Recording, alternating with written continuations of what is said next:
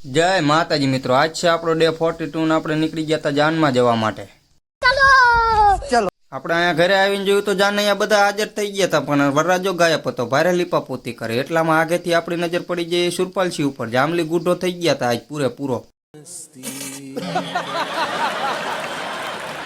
હપા કાકા કે હાલ વરરાજો તો નીકળી ગયો. પછી આપણે હપા કાકાની પવન પાવડી વાંહે બે નીકળી ગયા ને આપણે ઊભા રહી ગયા લીમડી, કેમ કે મયુરસિંહે કીધું હતું કે ત્યાં ઊભા રહી ગયો, આપણે ગાડી શણગારવાની છે.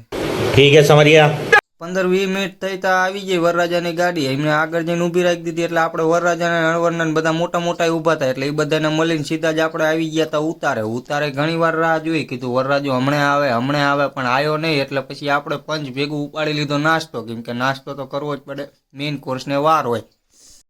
कैसे लोग रहते हैं यार यहाँ पर. ત્યાંથી પછી આપણે આવી ગયા વરરાજાના રૂમમાં. ના કાલ ગાંઠિયામાં બખા બોલાય, આજ સેવ ખમણીમાં બખા બોલાવશે. એટલામાં આપણી નજર પડી જાય બ્લેક કમાન્ડો ઉપર. આમ તો જો ફોકસ નથી થતો. તો આપણે અર્જુન સિપાહી આયા. આજ તો એ વટે ભરાણા હતા, ઊભા રહેવામાં હતા જ નહીં. માન તો ધરાણા. હમણાં બોટકાર ખાય છે લે. પછી આપણે ચાલુ કરી દીધા વરરાજાને તૈયાર કરવાના. આપણને જોઈને કે બંધ કર તૈયાર કર કે પછી સીધા ચડાવી દીધા વરરાજાના ઘોડાને. ઉડાડવા માંડ્યા બધા પૈસા આમથી આમ ને. પછી ગાંડા કાઢવાના હોય એટલે આપણે તો પછી કઈ વાયર એવી જ નહીં. પછી આપણે તે ઘડીક વાર ડિસ્કો કરી લીધો, મોજ કરી લીધી અને પછી સીધા જ આપણે આવી ગયા જમણવારમાં. એટલામાં આપણી નજર પડી ગઈ એસપી ઉપર. એ હદિયાની વાટકીમાંથી થોડો આઈસ્ક્રીમ ચોરી કરતા હતા. લાલાભાઈ ઉપર નજર પડી હતી કે 2 વાટકી પહેલા ખાધી, પછી 1 ખાધી, પછી પાછી 2 ખાધી. એટલે તમે ધ્યાનમાં આવ્યા હો, ખાતર પાડવા આવ્યા હો. આખી ખાતર પાડવાની ગેંગ અહીંયા આવી જતી. વરરાજાના ભાઈ શીખે બધાએ ખાતર પાડ્યું હે આજ.